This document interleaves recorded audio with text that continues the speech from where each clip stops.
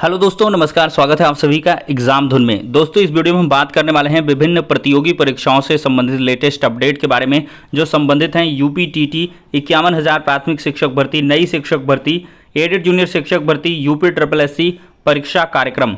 तो दोस्तों, सारी अपडेट्स पर एक साथ डिस्कशन होगा, लेकिन इसके पहले जो छात्र एलटी ग्रेड शिक्षक भर्ती की प्रिपरेशन कर रहे हैं उनके लिए एक छोटी सी इन्फॉर्मेशन। दोस्तों, आज हम बात करने वाले हैं उत्तर प्रदेश एलटी ग्रेड शिक्षक भर्ती की बेस्ट बुक के बारे में। अगर इस पुस्तक की हम बात करें तो ये पुस्तक सामान्य अध्ययन भाग 1 के लिए है, जिसमें बहुत सारे आपको क्वेश्चंस, लगभग 1800 से अधिक बहुविकल्पीय प्रश्न तथा पिछले ईयर के बहुत सारे प्रश्न पत्र भी हल करके दिए गए हैं। अगर इस पुस्तक की और खास बात करें तो इसमें हर एक टॉपिक से रिलेटेड बहुत सारा स्टडी मटेरियल और फिर इसके बाद बहुत सारे क्वेश्चंस और उनका प्रॉपर एक्सप्लेनेशन भी उपलब्ध करवाया गया है।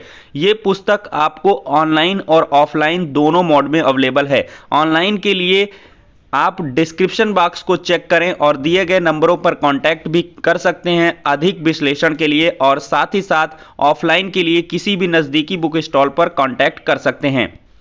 इतना ही नहीं, एलटी ग्रेड की विभिन्न विषयों की जो पुस्तकें हैं वो चक्षु पब्लिकेशन के द्वारा आप सभी को उपलब्ध करवाई गई हैं। इनकी प्रॉपर जो जानकारी है वो आप डिस्क्रिप्शन बॉक्स और नज़दीकी बुक स्टॉल से कर सकते हैं। दोस्तों, यूपी टीटी का परीक्षा परिणाम जारी हुआ, वेबसाइट क्रैश हुई, पीएनपी सचिव साहब से बात हुई। उन्होंने कहा कि जो टीटी का रिजल्ट है वो धीरे धीरे आप लोग देखें, और 90,000 से अधिक छात्र देख भी चुके, लेकिन अंकों के लिए छात्र एक लंबे समय तक तरसते रहे। वो दिन भर स्क्रीन पर बिताए, किसी का देर रात खुला, किसी का 4 घंटे में खुला, किसी का 6 घंटे में खुला। बहरहाल अब आज की डेट में देखा जाए तो साइट स्मूथली वर्क कर रही है और बहुत सारे जो अभ्यर्थी हैं अपने रिजल्ट को सकुशल देख पा रहे हैं। लेकिन इसी बीच एक दुखद बात है कि हजारों छात्रों का जो भविष्य है वो चौपट हो चुका है। एक छोटी सी गलती मात्र की वजह से उनका परीक्षा परिणाम जारी नहीं हो पाया है। और परीक्षा परिणाम जारी भी कैसे होता कि उनका जो रिजल्ट है वो इनवैलिड दिखा रहा है। इनवैलिड का मतलब ये है कि उन्होंने ओएमआर में कोई त्रुटि कर दी है। ओएमआर भरते समय आपको वीडियो के माध्यम से कई बार बताया गया कि सबसे अहम और पूंजी कह लें आपकी ओएमआर है। अगर आपने ओएमआर में कुछ भी गलती कर दी है तो आपका परीक्षा परिणाम 100% नहीं आना है। अब चाहे आप सुप्रीम कोर्ट जाएं, हाई कोर्ट जाएं, इसके पहले बहुत सारे अभ्यर्थी गए भी थे। जब शिक्षक भर्तियां कतार में लगी रहती थीं तब भी कोई रिलीफ नहीं मिला, तो अब तो मिलने से भी रहा। तो कुल मिलाकर ओएमआर में जिन्होंने त्रुटियां की हैं तो उनका जो रिजल्ट है वो कुल मिलाकर गलत आ रहा है, यानी कि उनका रिजल्ट इनवैलिड बता रहा है। यहाँ पर कुछ आप इमेजेस देख सकते हैं अपर प्राइमरी लेवल का। इनवैलिड पार्ट 4 क्वालिफाइड यहाँ है, यहाँ भी क्वालिफाइड है, यहाँ 119 132 अंक पर क्वालिफाइड है। तो कहीं खुशी तो कहीं गम। तो जिनका इनवैलिड है वो अगली परीक्षा की तैयारी करें और सीटेट का इंतज़ार करें। सीटेट का जो मतलब फॉर्म है वो आने ही वाला है, अप्रैल लास्ट तक आ सकता है, तो आप लोग उसकी तैयारी करते रहें। लेकिन अगर इसी बीच शिक्षक भर्ती का ऐलान हो जाता है तो आपका भविष्य और भी चौपट हो जाएगा। आज के समाचार पत्रों में भी टीटी का रिजल्ट जारी, नंबरों के लिए तरसे छात्र। करीब 4 महीने से उत्तर प्रदेश शिक्षक पात्रता परीक्षा के रिजल्ट का इंतजार कर रहे हजारों छात्र घोषणा के बावजूद खाली हाथ हैं। रिजल्ट के बाद से ही वेबसाइट बंद चल रही है। ऐसे में छात्र 24 घंटे बाद भी अपना रिजल्ट नहीं देख पा रहे हैं। मेरिट में 46,548 स्टूडेंट ने टीटी का पेपर दिया था। रिजल्ट जारी होने के बाद से छात्र आधिकारिक वेबसाइट पर अंक चेक कर रहे हैं, लेकिन कोई सफलता नहीं मिल पा रही है। ये समस्या पूरे प्रदेश की है और धीरे धीरे अब ये हल होने लगी है। दोस्तों, जैसे ही यूपी टीटी का जो रिज़ल्ट है वो जारी हुआ है तो उसके बाद से जो छात्र संगठन हैं लगातार नई प्राथमिक शिक्षक भर्ती के लिए प्रयासरत हो गए हैं। बेसिक शिक्षा मंत्री जी से भी मुलाकात हुई है और उन्होंने बहरहाल जो रुकी भर्तियां हैं उनके बारे में आश्वासन दिया है, लेकिन नई प्राथमिक शिक्षक भर्ती के बारे में कोई भी पॉजिटिव उनके द्वारा आश्वासन देखने के लिए नहीं मिला। लेकिन वहीं पर दूसरी तरफ देखा जाए तो डिप्टी सीएम ब्रिजेश पाठक जी ने यहाँ पर एक पॉजिटिव चीज़ बताई है छात्रों को। पहले तो इमेजेस के माध्यम से दिखाते हैं।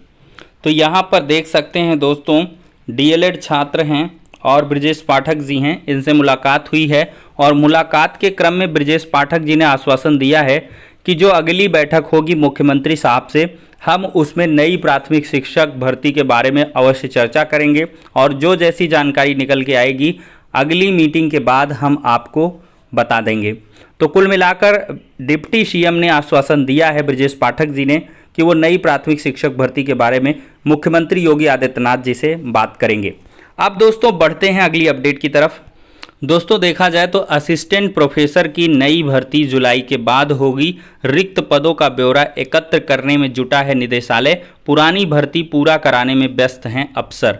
देखा जाए तो प्रदेश के अशासकीय सहायता प्राप्त महाविद्यालयों में असिस्टेंट प्रोफेसर के नए पदों पर भर्ती की प्रक्रिया जुलाई के बाद शुरू होने की उम्मीद है। उच्च शिक्षा निदेशालय की ओर से सभी क्षेत्रीय उच्च शिक्षा अधिकारियों से रिक्त पदों का जो ब्यौरा है वो मांगा गया है। ब्यौरा इकट्ठा होने के बाद निदेशालय की ओर से उत्तर प्रदेश उच्चतर शिक्षा सेवा आयोग को रिक्त पदों का ब्यौरा भेजा जाएगा। इन दिनों विज्ञापन संख्या 50 के तहत असिस्टेंट प्रोफेसर की भर्ती प्रक्रिया चल रही है, जो 19 जुलाई को पूरी होगी और इसके बाद ही नई भर्ती शुरू हो पाएगी। और साथ ही साथ दोस्तों देखा जाए तो यहाँ पर माध्यमिक शिक्षा सेवा चयन बोर्ड में नए विज्ञापन वर्ष 2022 को विज्ञापित करने के लिए प्रतियोगी मोर्चा के प्रतिनिधि मंडल ने मुलाकात की है और 27,000 जो टीजीटी पीजीटी विज्ञापन जारी करने की मांग की है। लेकिन उप सचिव नवल किशोर जी ने बताया है कि जो अध्याचन हैं और समायोजन हैं उनके एडजस्टमेंट के बाद 7,000 से 8,000 के बीच ही जो शिक्षक भर्तियां हैं वो देखने के लिए मिलेंगी। उन्होंने 27,000 भर्ती की बात पर साफ तौर से इनकार किया है, लेकिन अध्यक्ष महोदय से उन्होंने कहा है कि अगली मीटिंग में हम आपके बात को अवश्य रखने वाले हैं। और टीजीटी पीजीटी विज्ञापन के बारे में उन्होंने कहा है कि कुछ दिनों का इंतज़ार करिए, अप्रैल लास्ट तक आपको नई टीजीटी पीजीटी भर्ती का जो विज्ञापन है वो देखने के लिए मिल जाएगा। तो कुल मिलाकर टीजीटी पीजीटी ही पहली भर्ती होगी जिसका विज्ञापन आएगा।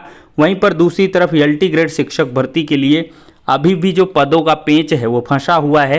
पुरानी भर्ती के जो 3,500 के करीब रिक्त पद हैं उनको जोड़ा नहीं गया है और नए अधिवाचन के तहत देखा जाए तो लगभग 1500 पद ही निकल के आ रहे हैं, जो कि एक बड़ी विसंगति का कारण बना हुआ है और इसी वजह से जो विज्ञापन है वो जारी नहीं हो पा रहा। अब दोस्तों हम बात करने वाले हैं एडेड जूनियर शिक्षक भर्ती के बारे में। दोस्तों एडेड जूनियर शिक्षक भर्ती के छात्रों ने विगत दिनों शिक्षा निदेशालय में घेराव किया था और धरना प्रदर्शन भी दिया था और इसके बाद से एक दल ने मुलाकात की थी बेसिक शिक्षा मंत्री संदीप सिंह जी से। संदीप सिंह जी ने उनको बताया है कि हमने एडेड जूनियर शिक्षक भर्ती प्रक्रिया के लिए अधिकारियों को निर्देशित कर दिया है और उन्होंने ये आश्वासन दिया है कि 1 हफ्ते का इंतज़ार करिए, 1 हफ्ते बाद आपकी जो भर्ती प्रक्रिया है इसमें कार्य देखने के लिए मिल जाएगा।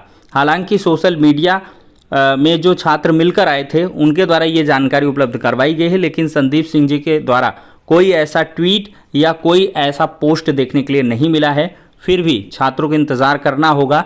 अब मंडे टू फ्राइडे के लिए जो छात्र हैं वो लगातार अपना ग्रुप बना लें और लगातार मिलते रहें। जो भाई मेरिट में हैं और पदों के बढ़ने की मांग कर रहे हैं, जो भी छात्र जैसे भी हैं वो लगातार थोड़ा सा संघर्ष कर लें। इस भीषण गर्मी में अगर आप संघर्ष करेंगे तो अवश्य ही आपको वांछित परिणाम देखने के लिए मिलेंगे। अन्यथा जो आपकी एडेड जूनियर भर्ती है वो थोड़ा ठंडे बस्ते में गई है, साइडवेज चीज़ें चलने लगती हैं। भर्ती प्रक्रिया है एकदम से म्यूट हो गई है, तो उसको ऑन करने के लिए आपको थोड़ा सा एफर्ट्स लगाने होंगे। उत्तर प्रदेश का ये थोड़ा सा दुर्भाग्य है कि छात्रों को ही भर्ती का विज्ञापन निकलवाना पड़ता है, उसकी परीक्षा करवानी पड़ती है और उसके बाद रिजल्ट जारी करवाना पड़ता है और यहाँ तक कि नियुक्तियों तक संघर्ष करना पड़ता है। कोर्ट कचहरी की विसंगतियों से भी निपटना खुद ही पड़ता है, तब जाके रोजगार मिल पाता है। अब दोस्तों यहाँ पर हम बात करने वाले हैं यूपी SSSC के नए परीक्षा कार्यक्रम के बारे में।